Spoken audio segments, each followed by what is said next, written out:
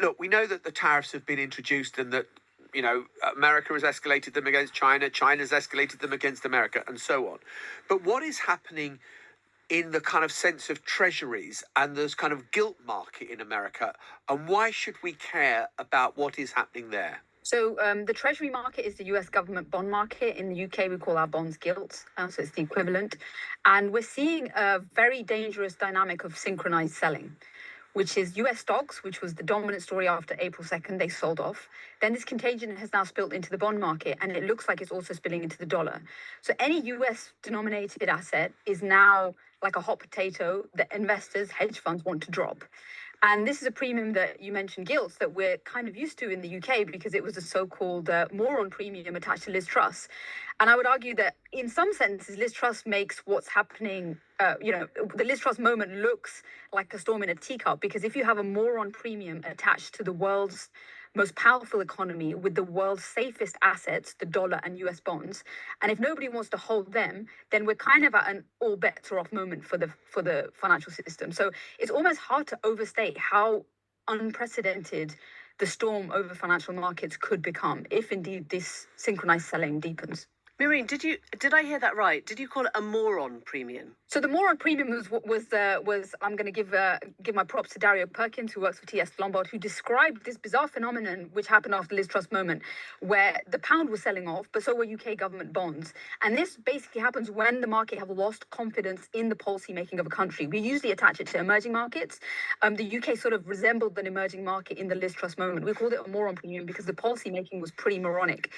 It's probably fair to say that the policymaking in the US is looking and sounding pretty moronic to financial markets, who are just desperate for any bit of news that this tariff stuff might just go away in any form. They're not getting that good news, despite clutching at straws. And that's why this synchronized sell-off is happening. And I think it's unprecedented because we always thought that Liz Truss moment would never happen to a country like the US, because its assets, the dollar and US government bonds, are the safest asset in the world. When everyone is panicking, that's what you buy. Now they're panicking and they're selling it because of the panic generated by Donald Trump. So we saw what happened with Liz Truss. The Tory MPs decided she was a liability. She had to go. Men in grey suits booted her out, and that was the end of Liz Truss. The same can't happen in the US. What if Donald Trump just digs in? Can the markets do what Congress won't do, or, whatever else in America, because everyone seems so scared? But that's the question. I mean, I would argue that it wasn't just the Tory party that booted out Liz Truss. It was the bond vigilantes which forced the financial panic to such a stress level that people's mortgages were going up and their cost of living was going to worsen. And we had a yank of 75 basis points increase in interest rates, which precipitated that political crisis. Now, you're right. In the US, the political dynamics are different and the market dynamics are different too. Right now, so the way that we sort of got out of the Liz Truss moment was by having a central bank which went in and it strategically intervened in the bond market by buying the assets that everyone else didn't want to touch, became a buyer of last resort.